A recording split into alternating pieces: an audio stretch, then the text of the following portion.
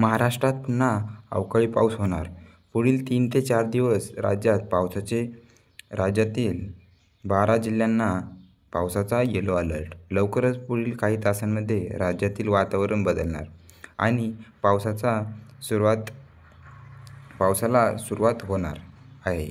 तर मित्रांनो, जाणून घेऊया हा पाऊस राज्यात नेमक्या कोणत्या भागांमध्ये असणार आहे याविषयी.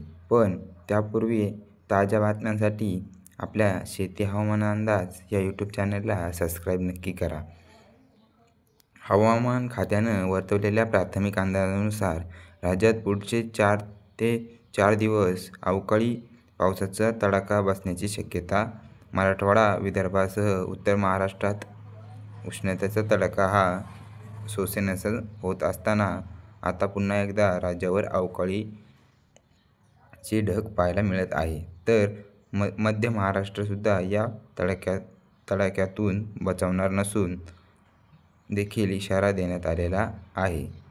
हवामान खात्यानं प्रामुख्याने हिंगोली जिल्ह्यात ढगांच्या गडगडाटासह पावसाचा इशारा दिला असून लातूर, धाराशिव, परभणी, छत्रपती संभाजीनगर, जालना आणि बीड या भागांमध्ये पुढच्या 48 तासात पावसाची शक्यता वर्तवण्यात आली आहे.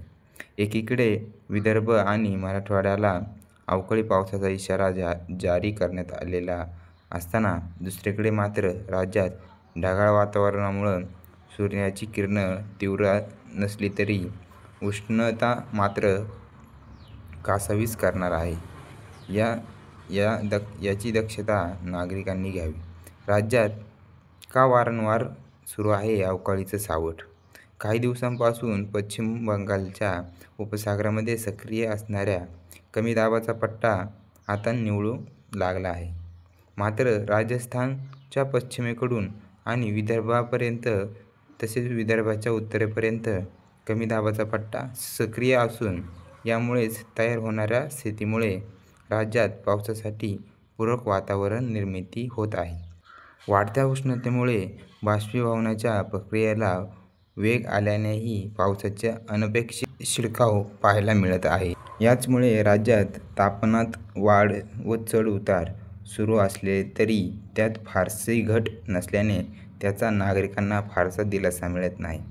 एकंदरीत आठवड्याच्या शेवटीसुद्धा हवामान चांगला चटका दिल्यानं सातत्यपूर्ण बदलांना आरोग्यावरही परिणाम होण्याची शक्यता आहे. दरम्यान हवामान बदलांना काही कारणही मानवनिर्मित असून त्याकडे दुर्लक्ष करता येत नाही. बहुतांश ठिकाणच्या भौगोलिक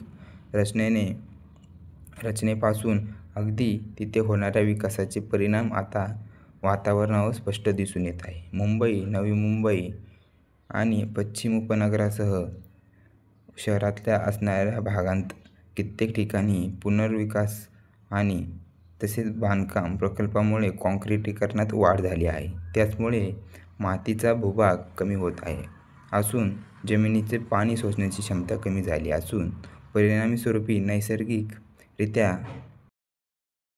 निर्माण होणारा गारवा घटत असून भूभागावरील पाण्याचे अतिशय वेगानं होणारं बाष्पीभवन वाढत आहे. तर मित्रांनो, ही महत्त्वपूर्ण माहिती आपल्याबरोबर इतरांना पण शेअर करा व आपल्या चॅनलला सबस्क्राईब नक्की करा. धन्यवाद.